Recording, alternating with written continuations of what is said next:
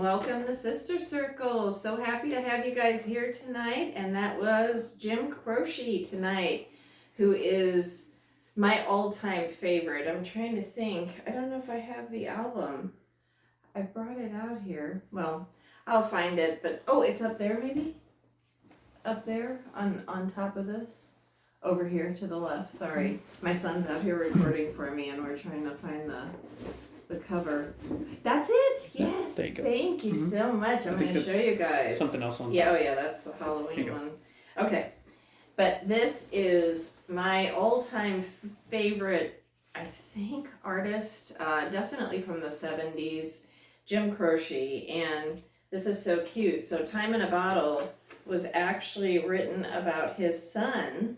I think his son's name is Alex. I'd have to double check that. But this is a picture of his son that was in the album that he released that year. And he was obviously just a little boy when Jim passed away. But he's one of my favorite artists. So that's who we played in with tonight. And as far as your week, how has it been? I hope everybody's had a good week. I've had an interesting week. I've had kind of a bad week. Friday I had the first time I've had what I would call an anxiety attack, which was uncomfortable, and it's not something I've ever had happen before in my life. So it was very unpleasant, and I'm trying to kind of get to the root of why it happened. But after a lot of reflection, I believe that it happened because I am worrying too much about things that are out of my control. And so I'm trying to get more into the moment, back into being in the moment, and not trying to think about the future so much or worrying so much about the past, but just trying to be present. Because when I get to that worrying place, that's where it happened, and it was not a pleasant thing, and it's something that I hope never happens again. But I do think that is a perfect example of why it's so important for us to take care of our mental health. You have to take care of yourself, you have to be kind to yourself, and you have to do things that are good for you, good for your mental health, your physical health. I lifted weights today, finally, after saying I was going to do it. I finally did it, and I did a rowing machine. My legs are actually a little bit wobbly, so I did do that. I did my cold shower today for over 2 minutes, so that's something that I like to do, but again, that's something that you would check with your doctor maybe before you do, because it can be a little jarring, especially if you're not used to it. But that's something that I really like is cold therapy. So something I enjoy. AJ Croce. AJ Croce, thank you so much. And his son, Jim Croce's son, is AJ Croce, and he actually tours the country doing his dad's music. So he does shows and he plays his dad's music. And there's a really sad story about that. So when Jim had AJ, he was 2 years old, I think, when Jim died. And Jim Croce's wife, Jim died in a plane crash. That nothing, unfortunately, the pilot had a heart attack and the whole plane went down, and they barely, almost missed a line of trees, but didn't. And so his little boy was only 2. And the gentleman, or no, I shouldn't say gentleman, the man that she ended up with beat Jim's son, and he ended up going blind. So it's a really sad story, but it's uplifting. He's partially blind. He tours the country doing his dad's songs, and it's just a Time in a Bottle. Jim Croce actually wrote about his son. So, all right, I've gone on about him for long enough. I'll go on him for a long time. I absolutely love his music, and I think he was just a really neat man. So tonight we're going to do something that I've been working on. I try to find things like at the end of a holiday season. So at the end of Thanksgiving, at the end of Halloween, at the end of Christmas, Valentine's Day, whatever whatever holiday, you enjoy the most. The day after there's huge sales, and the week after everything is like 90% off. So that's the one that I hit. I don't hit the one the day after. I hit the one a week after when they want to literally, like, the stuff's going in the trash if they don't unload it. So it's 90% off. So that's where I get these little kind of knick-knacky things, and that's what I use in my art. And I like to make sustainable art. So I'm using things that would end up in the trash, and I'm taking them instead and making them the things you can put into your home for decorations. So you don't have to go and buy something new. You can create something on your own out of what people call trash, because you know we know the saying, one person's trash is another person's treasure, and I think I speak to that a lot. So I'm going to show you what I put together here, and then I'll kind of give you an idea of how to do your own. And this is where you get creative. You can do whatever you want. I mean, it's your canvas. Art, things like this, painting, it's your canvas to create what you know is pleasant to your eye, what is creative to your taste. So this is something, I have these, and this is all, this jar and this plate. So both of these I got at Goodwill for $1. So this was $1, this was $1. And inside here, I've just got some old Mardi Gras beads. And then let me show you, this is for next week, but I'll show you guys that a little bit later. So I cut up, I had this old pillow that was all ripped up and stained, and I'm gonna basically just throw it away. So I thought, you know what, that has stuffing inside it. So I ripped it open, and that's what I'm using for some of my Christmas art, because it looks like snow. So look, that's free. You would have thrown that away. It's all gross, but I've got all of this stuffing now to use for my art, and it's, that would have gone in the trash. So in a landfill. Now it's going to go in these things. So anyhow, I've got this little Mardi Gras beads, which I got an entire bag of 100 at Goodwill for $1.25. So I use those. So I mixed those in there. I've got a little ornament, and then I got this little sign for 10 cents. This guy was included in a bag of like 20. So he was maybe a penny, even less. And then these are the candles that you get at the end of the season, battery operated, and you just twist the top off. So when you want to refill them, you've got it right there. You don't need to come underneath. And this is all glued in now. So you can kind of see this. I'm going to create a hot chocolate bar for my family this year.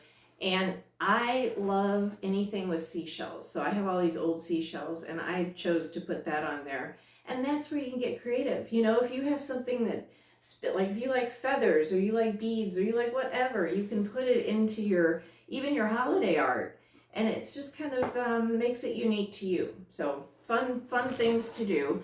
But this is going to go into my little, oh yeah, I'm gonna show you guys too, but this is gonna go, and what I'm gonna do with the plate, I'm gonna put more snow, some more of the stuffing, and then I'm gonna put some greenery around it. But these are just candles that I'm creating, and I've got one right here, so I'll kind of show you guys what I do here. And then my son's we're gonna show you some of the art that I've created. So here's my stuffing, which I have a lot of, and we're gonna jam that down into the bottom. Now, I didn't glue it. You could glue it, but this way, if I decide to use the jars another way sometime, I can pull it out. So I'm not gluing it, but you can stick it down in there best you can. Try to get it as equal or as straight as you can. And then you can go in and decorate around it. And I've got some fun things here that I was just going to show you, but I use things like this. So this is another thing. So we could even add this maybe onto the base right there. Pardon me. We could add that right there even. That's kind of cute. So that just, you get to play with things. And flowers, I've got old flowers. I got this thing last year for I think $1. And it's got all these tiny little funky ornaments in it. So I'm going to use this for my art too. And then I've got another plate and another little sign to hang up for my hot chocolate bar when I get everything done. And I'll get this done and show you guys next week. But I do have a few pieces that I want to show you that I have gotten done for Christmas. Right here, just move these forward. Oh yeah. Oh, here we go. You can see it too. Can we see it from there? Mm-hmm. So I've got a few pieces here. I'm going to be hopefully putting my art into, it's like an antique area where they sell things like antiques and then arts and things people have created. And so this is something that I created last year. So that's one of them, and it does light up. I don't have the lights on it right now because it's so bright out here, but it has lights inside it that light up. So that is my angel. And then this is my lady out for a weekend in the country at Christmas or Thanksgiving, but the front says love. These are all recycled parts. So these are old Barbies that were discarded at Goodwill. They looked terrible. And so I basically took them and made them into Christmas art, Christmas things that we can enjoy and set out year after year. And my goal is to repurpose and recreate into something that your family can keep for generations, but that we don't have to buy new stuff. Pass down, exactly, yes. And I just love that idea. So I'm going to give this to my daughter this year, I believe. So hopefully she enjoys it for her house. So that's some of the art that I'm putting together. I think she'd go with that one. You think she'd like this one better? Because her house is, it's like, I feel like that would be perfect size. Oh yeah, because it's kind of like this is like a city vibe. I feel like that could sit on like a cabinet shelf or something like that so easily. This one's just a little bit bigger. This is bigger. And heavy. This is like an old picture. Yeah, exactly. That is an old picture frame on the bottom. Yeah, it's an old picture frame, and then I created that on top of it. So it's just using and repurposing. So these are just some fun things that I'm doing for winter and getting into. You guys see I've got my Don't Stop Believin' vibe shirt on. But like I had not a great week, struggled a little bit.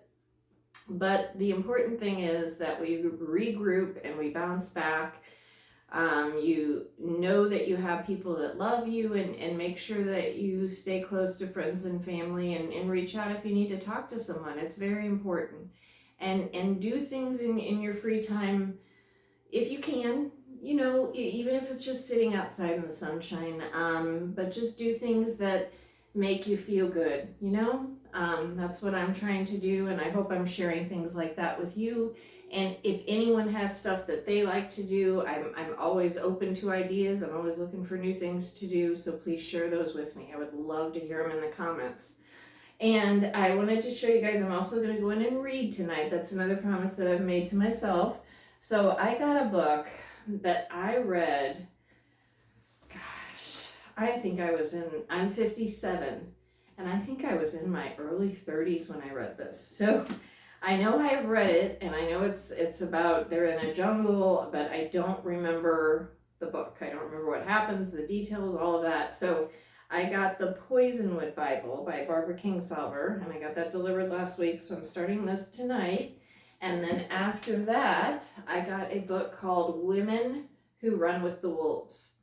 And this one, too, I'm very excited to read. I'd started this one, didn't get very far because I don't know why, I used to love reading. I used to read all the time, and for some reason, it's hard for me now. And I think, if I'm being honest, it has to do with my phone. I think that I've gotten so used to almost like a short attention span. Platforms as well. Yeah, exactly. Netflix. Yeah, it's like I can switch. With a book, you have to stay there. You have to stay with it. You have to stay with that focus. And with my phone, it's like I can, that gets boring. I can distract. I can switch constantly. And so I think that's why it's harder for me now to read in my 50s at this time in the world than it was for me in my 30s, 27 years ago. So I'm going to get back into reading because it's something I really enjoyed. I'm a huge, Stephen King was always my favorite, and James Patterson. I'm going to be honest, I did read a lot of Danielle Steele. I know. Which, I loved her. I loved her stuff. Nicholas Sparks. I said I know because it's like really love story stuff. Danielle Steele is, it's love story stuff. Well, Nicholas Sparks too. I like him, and yeah, he's very much the love stories. So, but Stephen King is not. We started watching his new show, so it's been interesting. Wow. But anyhow, you guys, I enjoyed having you here with me tonight. I appreciate it so much, and I hope you have a great week. I will see you next week. Oh, I'm going to show you what we're going to do next week. I was going to do it tonight, but I could not get the flowers that I had to work. Did you see it? Oh, they're right here. So I picked the last of the flowers in my yard. This is it. There's nothing else. This is the last of the color in our yard other than leaves. And I wanted to do something, it's called flower pounding, okay? So I saw Pamela Anderson do this on her show. She has like a cable show, or it's something on Netflix. I don't know what it was, but it was really cute and cool show. And so she did something called flower pounding, and I'm going to do it next week, and you guys are going to watch me do it. So you take the flour, and I'm going to get better flowers. Those didn't work. I tried it earlier, and I just really made a spot, like a dirty spot. It doesn't look, that's not what I was going for. So next week, we're going to use my shirt. I got this at Silver Dollar City also when I was in my 30s, I think. I was in my 30s. My God, this is old. Before you had pit bulls, too. It is, which is kind of interesting. So and it kind of looks like Stanley. It does look a little bit like which Stanley. Is weird. And Cam, too. And Cam, yeah. But anyhow, next week on this shirt, we're going to do something called flower pounding, and I'm going to do it around the dog. But I'm going to get a bouquet of fresh flowers from the store. You want to see it? Yeah. And I'm going to show you guys, but you take I love this thing. This is my meat hammer. You take something, like I'm going to use this, but you can use just a little regular hammer, whatever you have, and you take the flour, you wrap it in the fabric, and you literally beat it, okay? And the color from the flour goes into the fabric, and it's almost like, in a way, tie-dyeing. Can you see the spot that I tried to do? Like you said, yeah. Exactly. I need bright colors. I need like yellows and reds. You could do purples. more over that, a brighter. Yeah, that's what I'm going to do. So next week, very excited. We are going to try that, and you guys are going to see me do it live on air. So we'll see how that goes. All right. So that was super fun. Thank you so much again, and stay positive. I had a day this week where I got really down, and I have bounced back because my family is really supportive, and I'm staying on the bright side, and I hope everybody else is too, as much as they can. And I hope you have support from your family and friends. I really do. Take care, and I will see you next week. And we're going to play out with Jim Croce, again, my musical idol. But there never seems to be enough time to do the things we want to do.